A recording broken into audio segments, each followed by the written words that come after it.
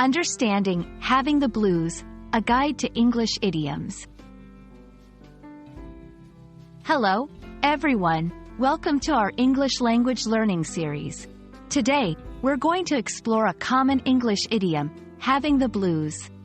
This phrase is often used in everyday conversation, and understanding its meaning and usage can be quite helpful for English learners. Having the blues is an idiom that refers to feeling sad or depressed. It's important to note that this expression is used to describe a temporary state of mind, rather than a serious or clinical depression.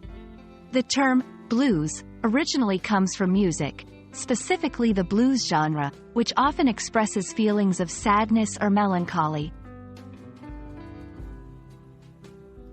The phrase has its roots in blues music, a genre that originated in the African American communities in the deep South of the United States. This music often conveyed the struggles and emotional experiences of the people. Over time, the term blues became associated with sadness and melancholy. 1. After losing the game, the entire team had the blues. 2. I've been having the blues ever since I moved away from home. In these examples, the phrase is used to describe feelings of sadness due to specific situations.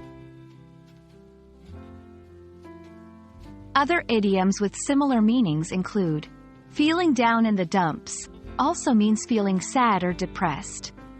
Feeling blue, a shorter version of having the blues. That's all for our exploration of having the blues. Remember, idioms like this are a vibrant part of English and can add color to your conversations. We hope this video has been helpful in understanding and using this phrase. Happy learning, and see you in our next video.